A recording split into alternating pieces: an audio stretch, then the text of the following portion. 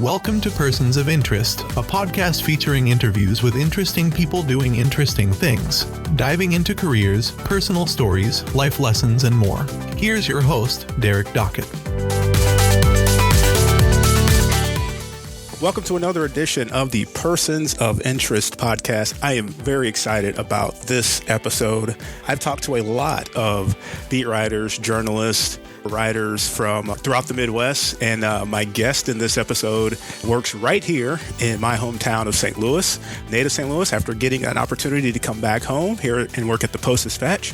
I am talking about Mr. Benjamin Hochman. Ben, how are you doing today, sir? I'm doing really well. Thanks for having me on. This is cool. Thanks for hopping on the podcast. I really appreciate it.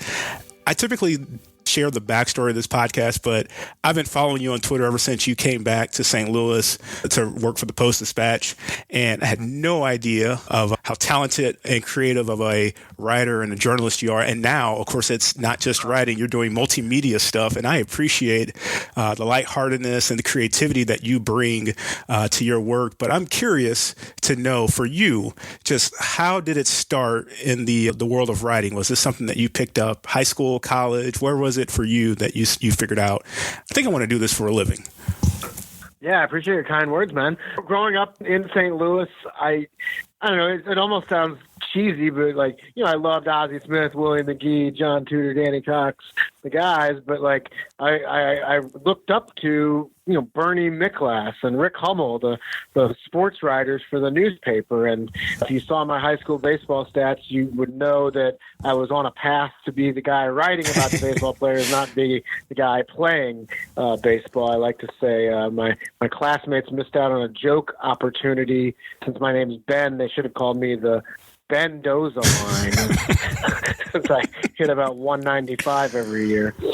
But I love storytelling. My parents were both English teachers, and it just kind of made sense that my two favorite things were sports and storytelling, or sports and writing, I suppose. And the job is literally called sports writer. Yeah, that's awesome. So when you got to college, that didn't change. You didn't stray off that path. You were, I'm going to do this. I like it. What were your experiences like to keep you on the path before you landed your first big boy job? It's interesting because, and I'm fortunate to speak to some of the kids like at Clayton High School where I went to school. I'll speak to the journalism class, and I like to pass down my stories and stuff to hopefully help them. And a lot of it is preparing yourself, preparing, and then a lot of it's just luck, right? Sure. But I guess also I think there's some famous quote out there and you might know I'm butchering it, but something like luck is preparation or preparation is luck or something like that. And the reality is an example would be I always wanted to be a sports writer. I wrote for my high school newspaper every year, and then the summer before college, classmate. Not the summer, but I guess the spring, he was like, yeah, I'm doing an internship at the Sporting News. I'm like, oh, that's cool. He's like, yeah, it's weird because I don't like sports. I guess he had, you know how he is, somebody he knew right. Somebody over there, and he needed a job. So I'm like, gosh, if Danny's going to do this job and he doesn't even want it, maybe I can latch on and help out. And through that, I was able to become an intern at the Sporting News. And the first day, I'll never forget, my assignment was check the website. They had nothing for me. They're like, why don't you go on our website, make sure everything looks okay. I was like, I could have done this at home. But I was able to get to know the people there, and they started giving me these little responsibilities. And by the end of the summer, I was writing things for the website. But my point is, if I hadn't run into Danny that day, I don't know what I would have done that summer. But because I'd been prepared as a journalist all those years for the student paper, when I did run into Danny that day, I had a resume, so I could go after that opportunity. Nice. So I always hear, and I I use the other side of the brain. I'm a design person. I like being creative, as you probably know from all the GIFs that I tweet at you and of you. Yeah. But I always hear the stories of when writers or folks are in college and they're writing for the school newspaper, they're doing the internship or whatever it is, that's where they really cut their teeth, and that's where they're like, I'm covering the basketball team or the baseball team, and I have to interview the coach or student athlete. The first time that you go out and you have the opportunity to interview a person, a figure, sports, news, whatever it is, that make it nervous at all? Like, what's that experience like? Because I think some people don't think of that part of, I can sit there and tell a story, but actually going to the person to get their feedback, to get their side of it, to add that extra flavor to it.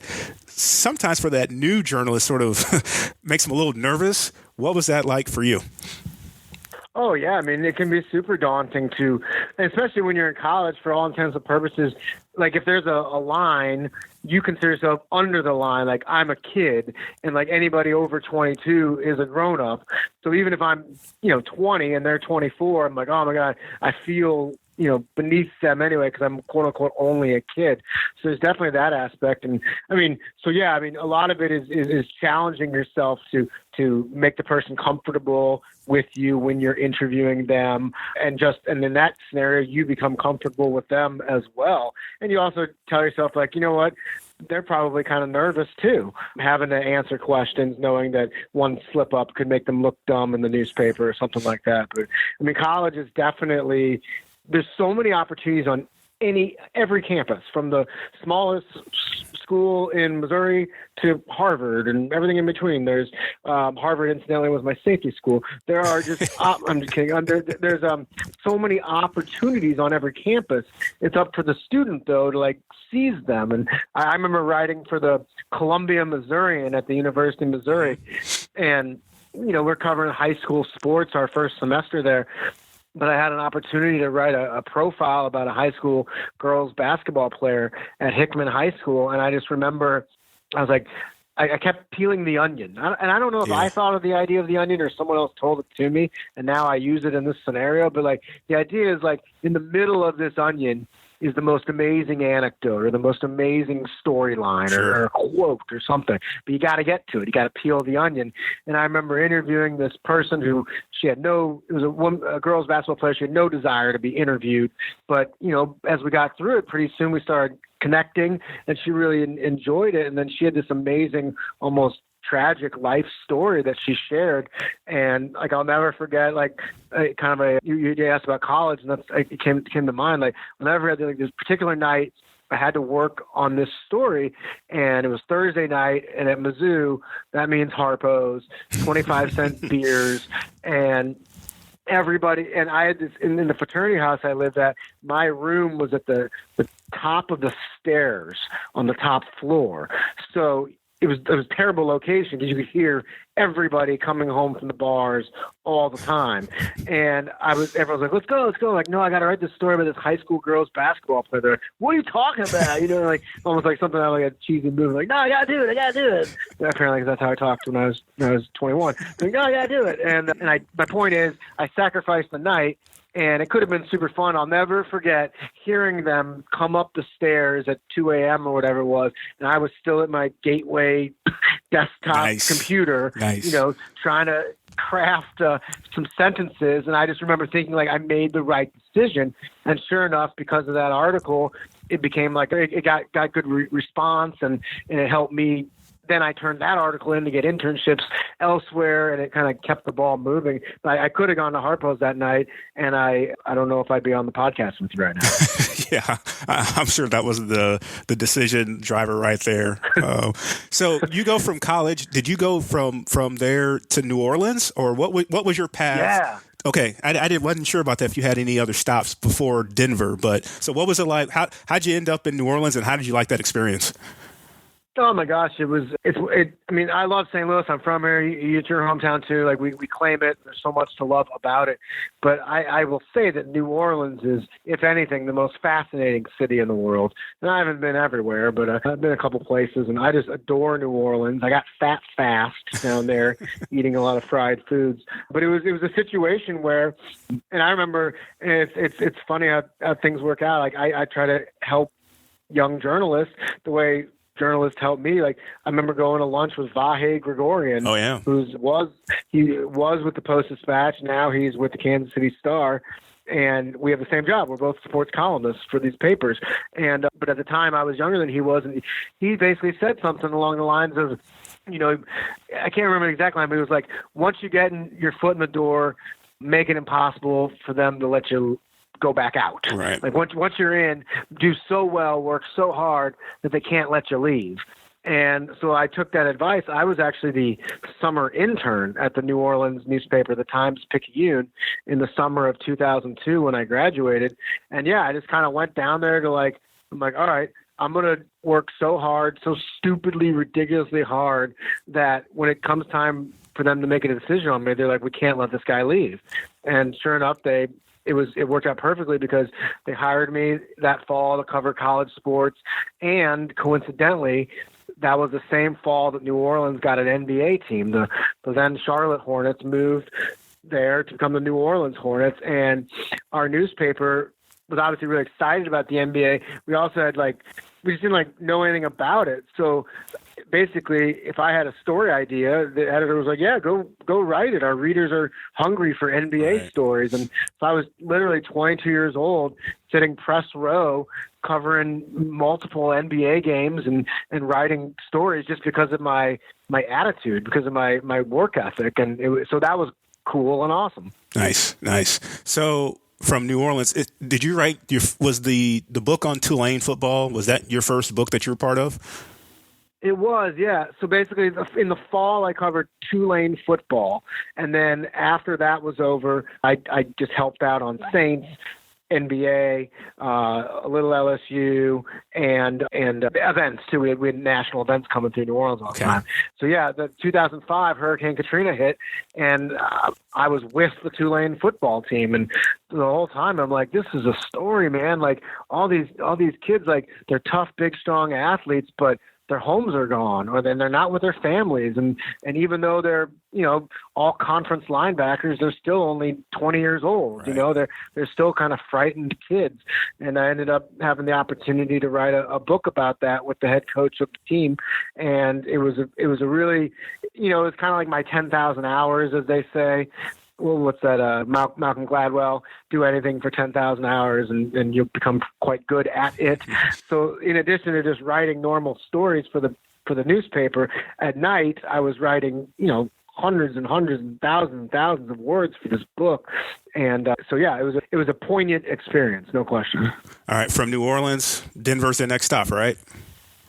Yeah, 2007 till 2015. I went there to cover the NBA because I after 2005 I'd been promoted to be the NBA beat writer, one of the two NBA beat writers for the New Orleans newspaper.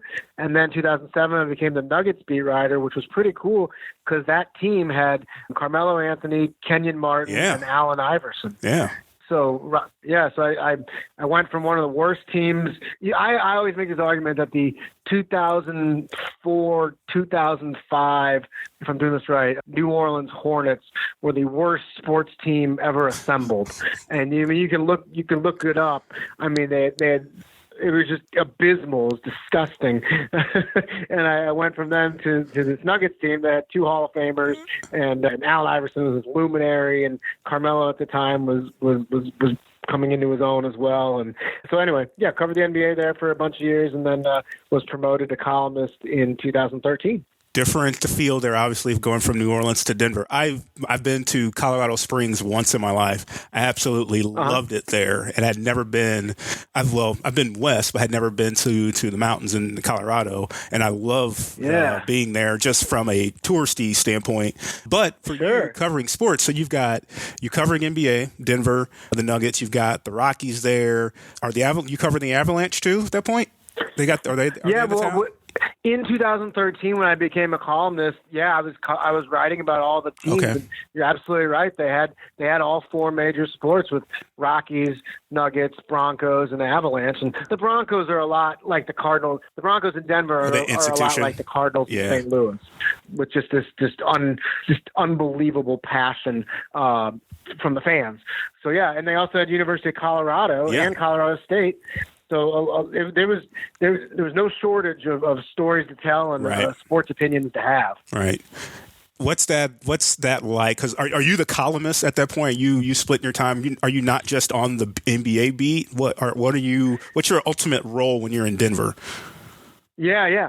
So when I was hired in 2007, it was to be the Nuggets beat writer for the Denver Post, which meant go to all the Nuggets games and practices and playoffs. And basically my life was reporting on the Denver Nuggets and finding stories, finding news, breaking news, the whole thing. And I did that through, I believe it was the 12-13 season. And then that summer I was promoted to columnist. So it was kind of surreal because they already had two columnists, and these guys were like sports writing legends in Colorado. A guy named Mark Kisla, who wins awards every year, and then the other columnist was Woody Page, who you might know from the TV show Around the Horn, and he'd been at the newspapers out there since the 70s, and then there was me.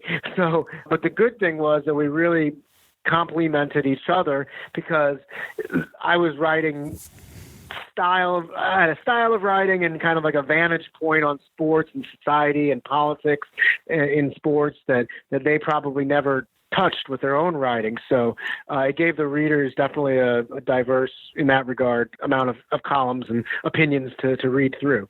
And then you do another book in Colorado about the Rockies, right? Yeah. Actually, I started work. I worked on that in St. Louis. Oh, okay. I started working on it. Yeah, I had started working on it in Denver with their Dan McLaughlin. I say this gentleman named Drew Goodman, and he's a very energetic broadcaster, and it was a cool book. The idea was to find stories about the Rockies that had never been told and tell the heck out of them in this book, and we try to do that. Nice. If These Walls Could Talk, Colorado Rockies. Awesome.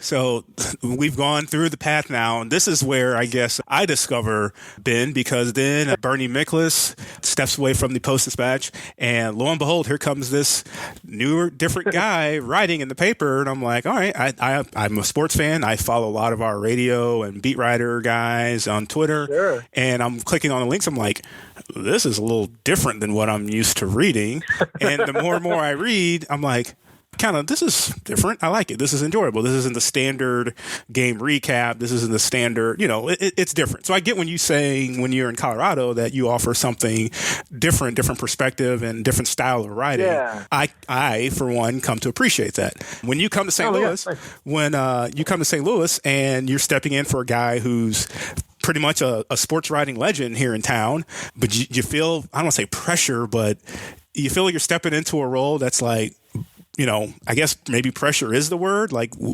what's that transition like for you? Oh, yeah. I mean, clearly I worked so hard in my career to that point that I was confident in my abilities, but I definitely admit that, like, it did feel like I was follow me on this, dating the city of St. Louis. Like, I was like trying to impress the city of St. Louis, get them to like me as we began our relationship, if you will. And, even if I stumble upon something I wrote in 2015 for the Post-Dispatch, I'll see maybe like a joke I forced, or maybe a line that didn't hit as well as I thought it could have or would have, because I was just trying so hard to really hit home runs and make these people excited about my presence in their sports ecosystem. But it's been just an amazing ride, and I've been fortunate. Everything from, winning, being, getting an award here and there is pretty special, but it's more cool just to be part of the community. I use the word ecosystem, it stinks in 2020, you can't do this as much, but previous years you go to the coffee shop and someone's like, sure, hey, saw your column the other day. Hey, I saw a thing that Derek Gould and Ben Fredrickson wrote. That was good too. And, it's just fun being part of the community. And as you know, because you and I connected on Twitter, that's a community in itself. Right. And there's another way to meet people. And so, yeah, it's been a blessing, and I never thought I'd live in St. Louis again, and now I don't think I'll ever leave. And it's just been really special. I met my wife here, and now we're married, and we have a little baby girl, so things are okay. Nice. So the role of journalists, regardless if they're TV, newspaper, even radio guys, they're doing other things besides just writing. I mean, you've got, guys shooting video, and then they've got to edit, and then they got to get the news story done. You yourself seem to be the type of person that welcomes being a little bit more interactive, doing things a little different and creative and having fun to tell the story. I don't know if there was anything that you guys did before the Two Bens series started, but is that something that the Post is sort of like, we don't know? And you're like, let's give me a chance, because I can see you just sort of like, give me a chance, it'll be great, and let's see what it does. And now you've rolled out another series recently too. Take me through what's your mindset on just sort of, I want to do more than just write. I want to get on video. I want to do this or do that. Is that, you just want to flex the creative wings a little bit more often than just write?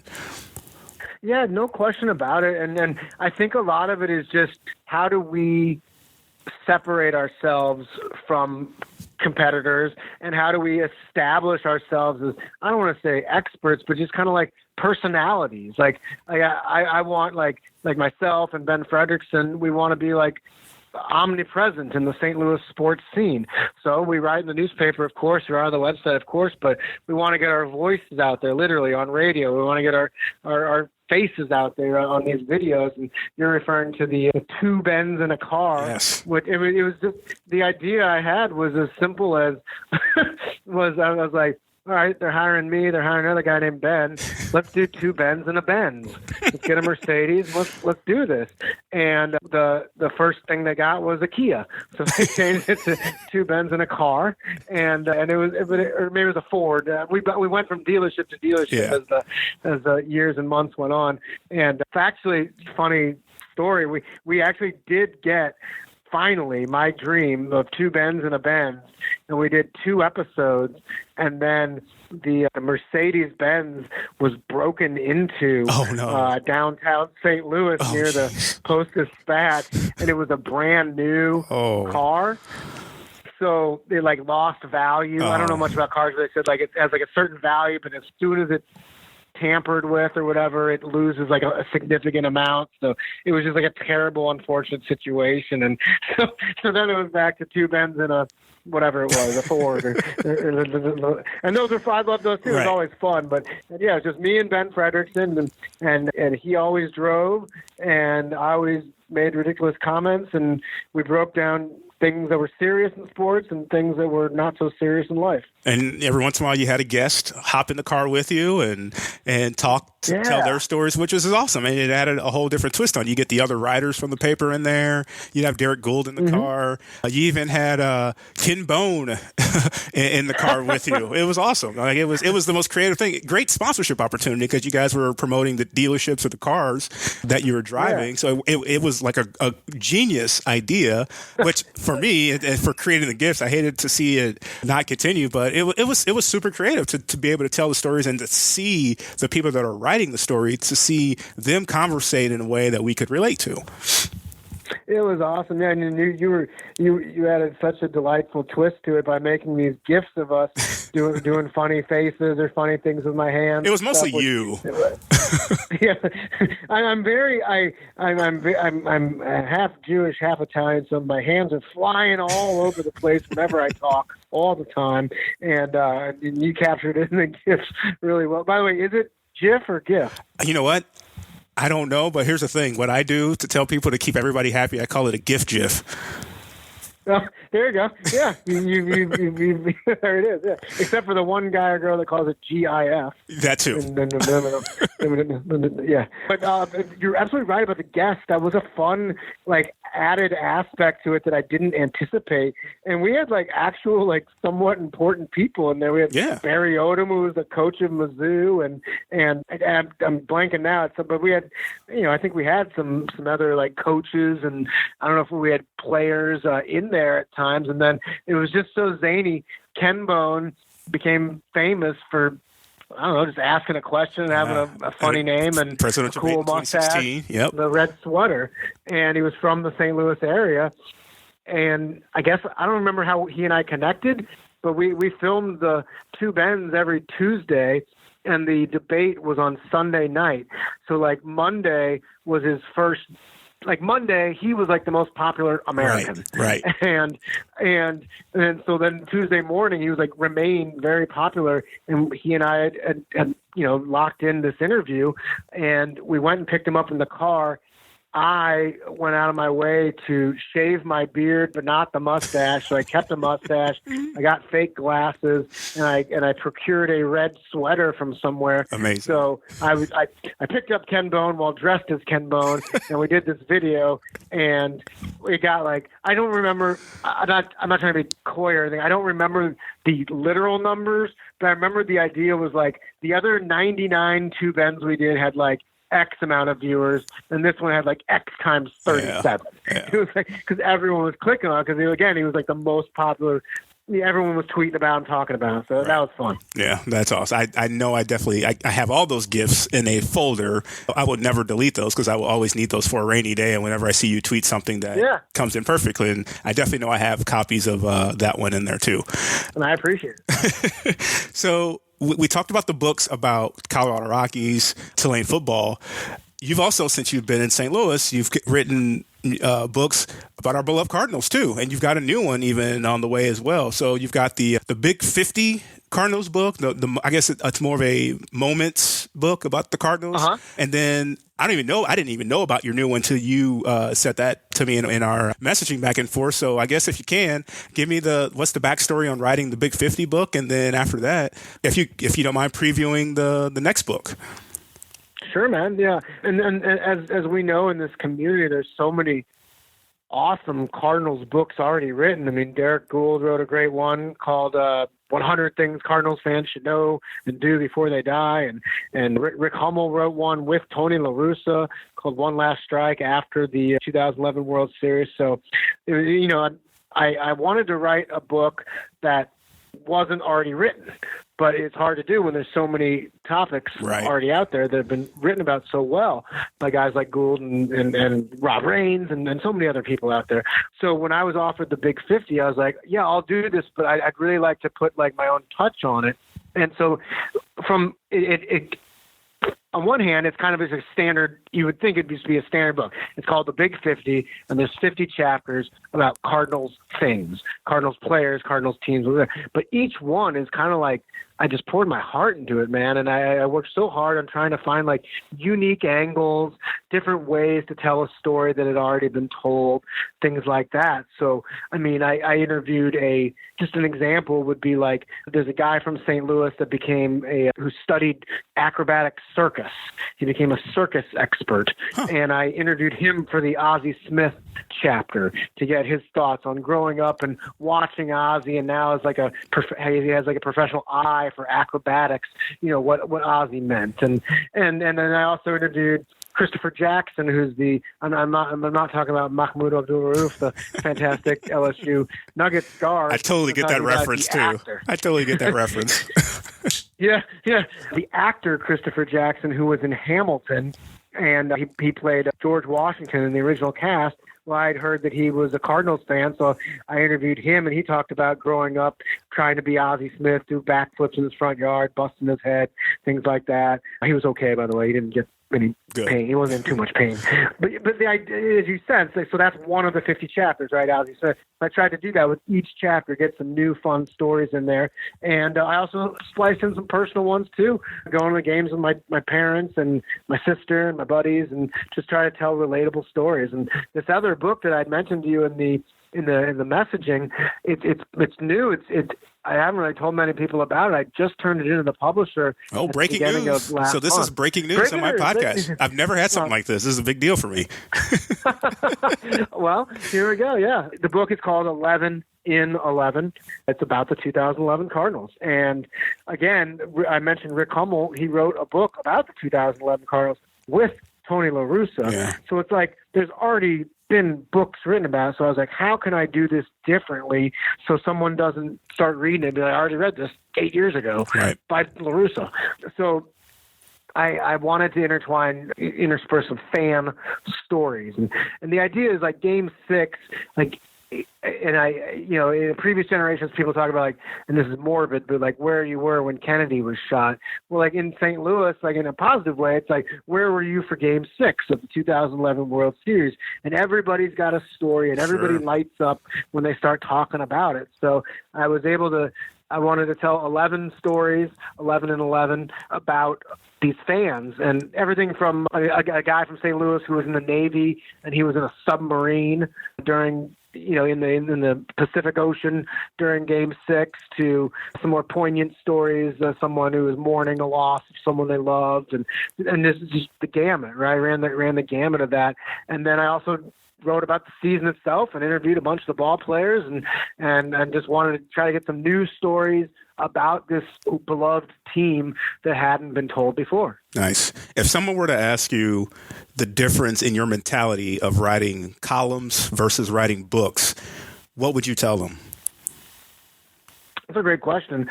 I guess, I mean, the column is so specific with the topic. I'm zeroing in. I'm writing a shorter form, obviously.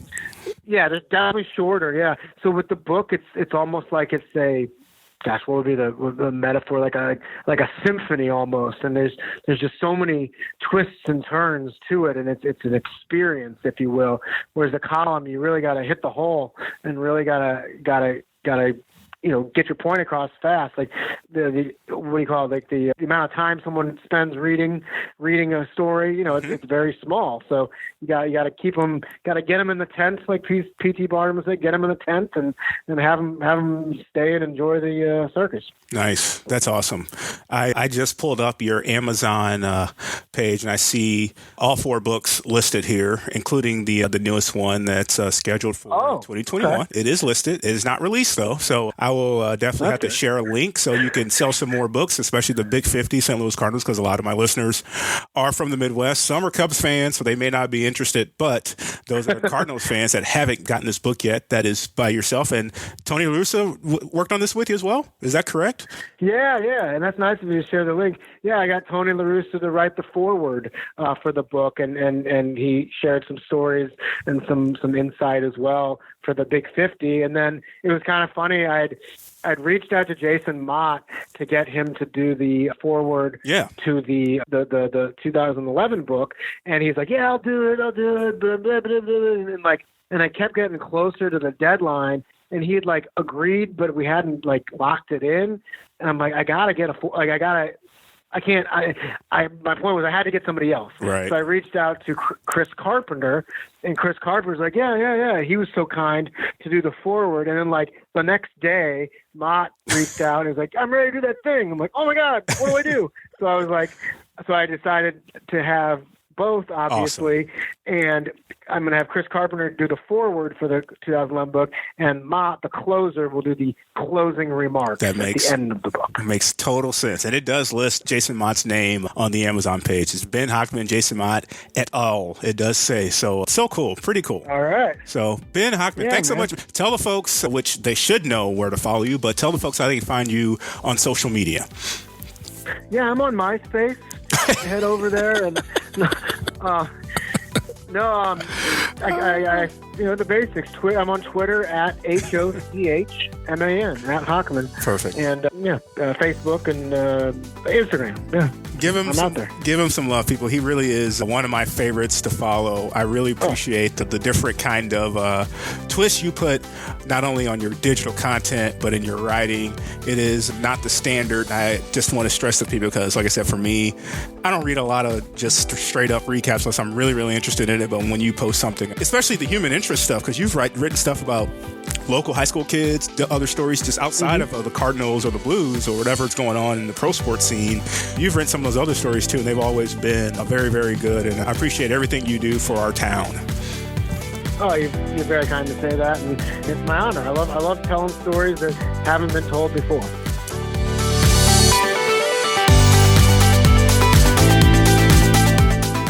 Thanks for listening to this episode of Persons of Interest. This podcast is a personal project with the goal of sharing stories that might inspire others to create their own path. If you enjoyed this episode, please leave a rating and review on your favorite podcast platform. If you have a guest suggestion, you can reach Derek on Twitter at @bdocket. This has been Persons of Interest.